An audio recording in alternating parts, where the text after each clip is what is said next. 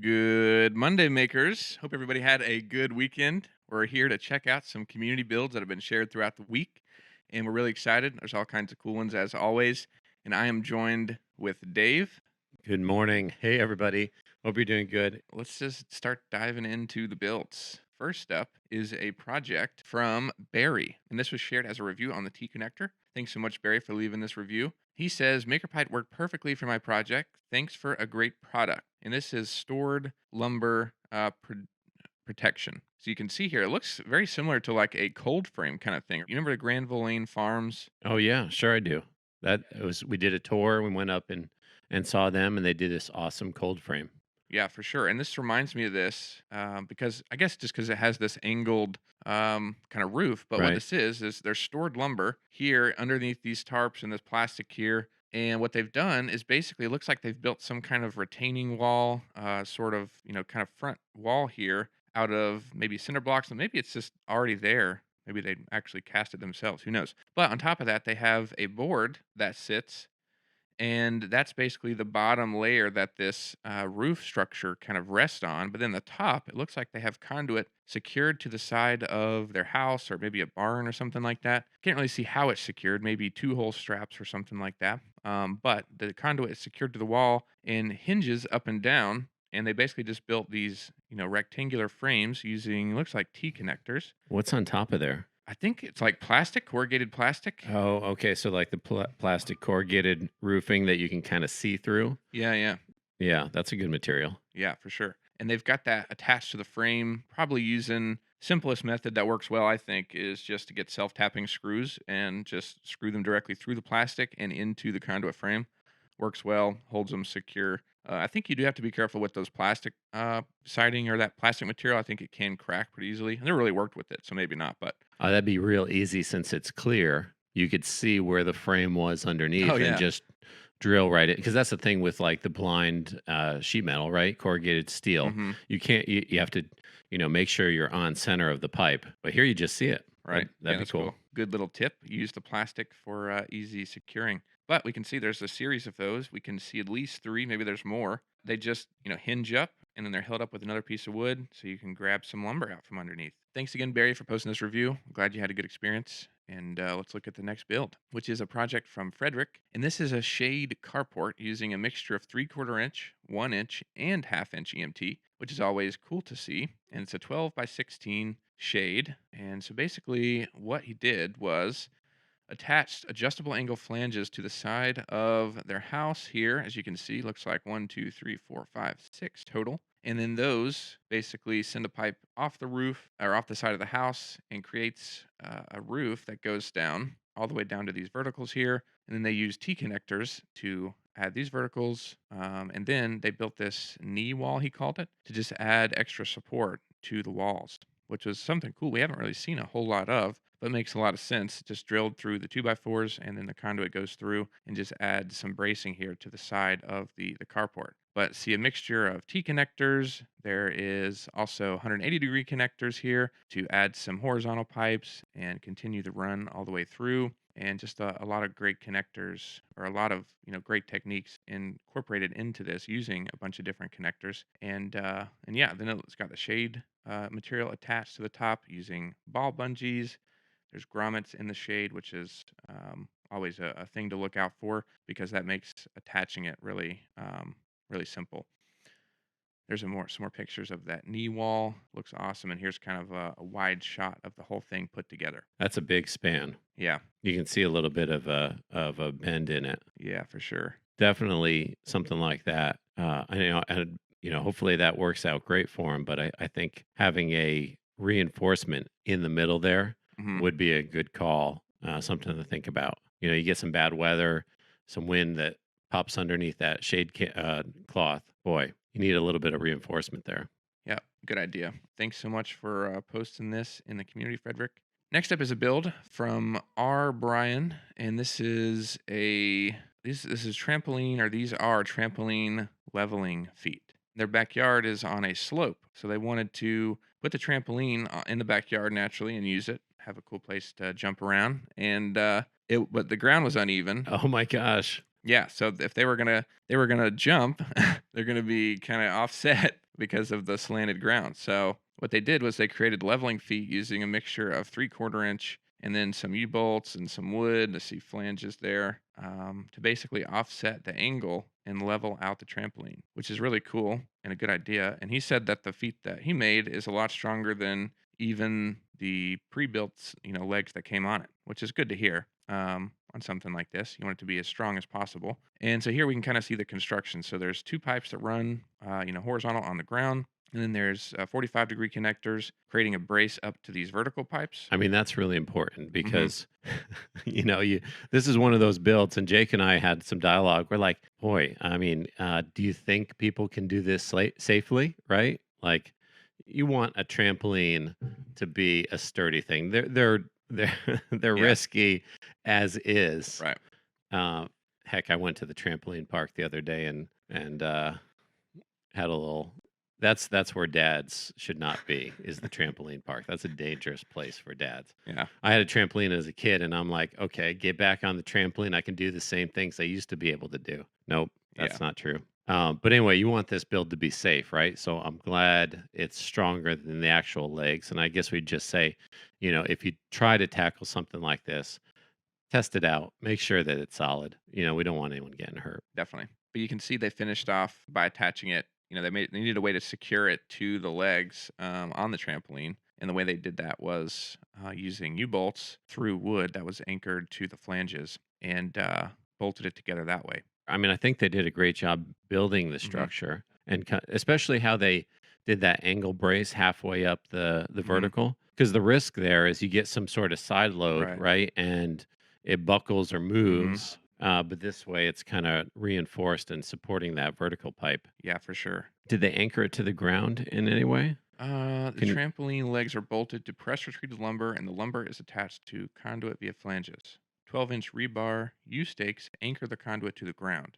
Rebar looks like it's bent over Oh, okay. into like a U bolt shape. Yeah, Yeah. that's good. Yeah. Thanks so much, R. Brian, for posting this. Really cool to see. Next build we've got here is from Hyun. Sorry if I'm mispronouncing that. But this, I like the way they described it. This very questionable looking thing is a martial arts striking dummy. Target areas in the kendo are the top of the head, sides of the torso, and the forearm wrist area. For the striking areas, I used 1-inch diameter neoprene O-ring stock. Okay. Oh, wow, like a hose. Yeah, it fits just fine in the 3/4 inch connectors. And I wrapped the head in a few additional layers of rubber pipe wrap because that part is what will get the most abuse. That's a new one. Yeah, for sure. I mean, this is a new build, but also putting neoprene hose inside the Hmm. connectors is totally new too. Yeah, definitely.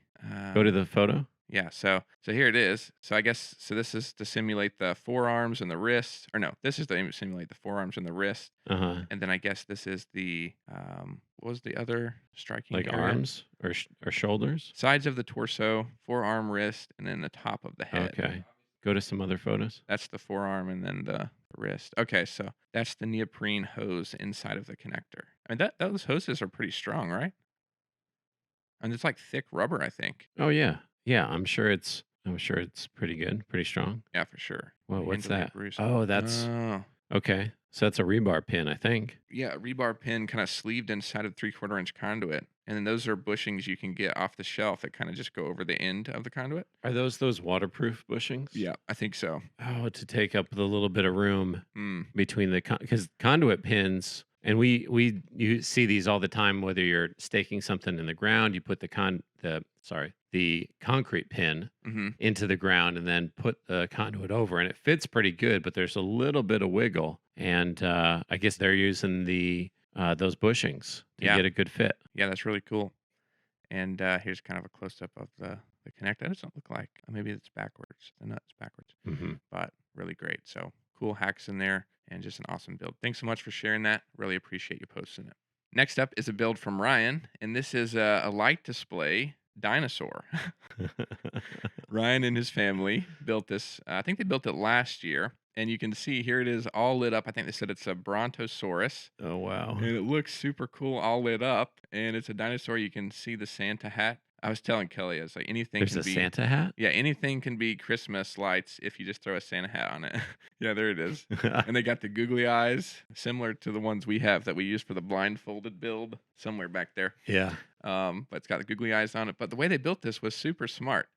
So let's see if we can. Where's the picture of It the looks frame? great. I Yeah. mean, just at night, Hmm. you it looks like a brontosaurus. That's great. Yeah, super cool. And I mean, it's a clever use of materials. So of course, there's conduit and maker pipe, and there's a lot of bends in this. And they basically bent the conduit, of course, to kind of match the shape of the skeleton, pretty much, of what a dinosaur would look like. Sure. And it's kinda like, when they do paper mache or, those kind of like fiberglass, or not really fiberglass, but I mean, when they frame out like a paper mache, project or something, it's kinda like that same thing, but they use these, I guess these are trellises, aren't they? That you just kinda stick in the ground over plants to give them I think support? that's a tomato trellis, yeah.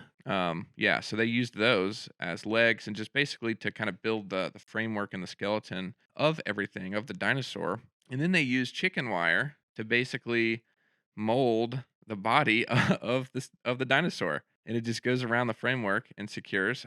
Oh wait, is that chicken wire? Yeah, it's like the plastic chicken wire, like that fencing material almost. Looks like a mixture of a couple actually. Mhm. And maybe just zip tied to the frame there, and they use that to basically create the shape, and then they added Christmas lights to it, and there it is, the Brontosaurus all This lit up is for this. this is like a whole new level of maker pipe, right? I mean, making this huge structure and the wow. I don't know that I could do anything like this. I Yeah, just I think mean, in such geometric ways that I don't know if I could, make something as free form and artistic as this. right, I especially there's all these bins and how intricate they are. Yeah, and it's almost it's a different type of making with maker pipe for sure, and it Mhm. takes somebody that's really creative and can visualize this dinosaur, from a wireframe. Yeah. I'm really curious about the process of how you'd go about just making that, or is it just like, start adding legs and a backbone and make the skeleton? Yeah, I don't know. Yeah, I'd love to know too. Because I mean, if you just look at it, I mean, even the bends aren't like. Very soon we're doing a video on how to bend circles, and it's basically like incremental bends over a long curve. Hmm. And so it's a lot different than just doing a single bend in a pipe because you have to kind of figure out where the curve is and all those different things. But it's kind of the same thing with this because if you look, this pipe here that leads to the tail starts, goes all the way down through the connector, all the way up through those connectors, is bent again here, here, here, goes down and goes all the way down to the front as part of the neck. So it's like just a ton of bins incorporated into it. So yeah, just really cool and really awesome build. Yeah, and I imagine like the coupler would be really handy here because Mhm. there's only so many bends you can put into one piece of pipe, Right. right? So Mhm. if you do that, like the neck U, Mhm. and then couple it to an arch of a back, and then the tail, you could do multiple pieces bent in that way. But just to see that and to be able to come up with that, I think is a really unique skill. So this build is it's one of my favorites. Yeah, it's really creative, really unique. And just the fact that it looks like a dinosaur once it's all done, as you're saying, like to It be able to, really looks good. yeah, to be able to put all those pieces together and bend like that to actually end up with a dinosaur is super awesome. Another thing with the coupling, it would help with storage. If you take this down for, the summer or, January through December, November, having them coupled together would help a lot with storage. You could take them apart and, This is a year-round build. yeah, just leave it up all the time. Never goes extinct. Yeah, for sure. Super cool. Thanks so much for posting that and sharing that with us. Really cool to see. All right, next up is a build from Martin, and this is a really cool story. So this is by Martin. I forget the last name, but their family, their two Martin's two granddaughters. Here we'll go to their website. Here they have a nonprofit. Definitely check out this website, lightningandlove.org. But they're two sisters battling out one ultra rare disease. And they have a lot of equipment that they have to carry on their wheelchair here. You can see there's all kinds of stuff here. I think they said, let's see. Yeah, the O2 concentrator, suction machine, pulse oximeter, and all these things are stored between the wheels here on the back of the build or on the back of the wheelchair. And when they're walking and they're pushing this wheelchair, they said they would just constantly hit their legs and their shins on this, and it would just not only, cause them to hit their shins and just be annoying, but it could also, hurt, and it was just kind of caused the whole experience to just not be good for anybody. So what they did, really simple, they just used 4 T connectors to extend the handle on the wheelchair. So they could stand farther back and still push the wheelchair just fine, but keep themselves from, hitting the back of the wheelchair when they're walking. And this is just one of those things. It's really simple, but they said, while not the most elaborate use of maker pipe I've seen, it has been life changing for our situation. Little flat black paint and some insulation tubing, and it makes it look like a factory add-on. So just a really really great build, really simple, but it's really cool that it kind of plays a part in, making this quality of life thing that is, helps with the wheelchair pushing around. So really awesome from Martin. Really glad he shared this. And here's a nice picture mock-up of it. Looks really awesome. And I think we get a video here of it in actions. Looks like it's still processing, but I was afraid of that. So That's great. yeah. I mean, what a oh, there it is. Yeah. Yeah, let's watch this real quick.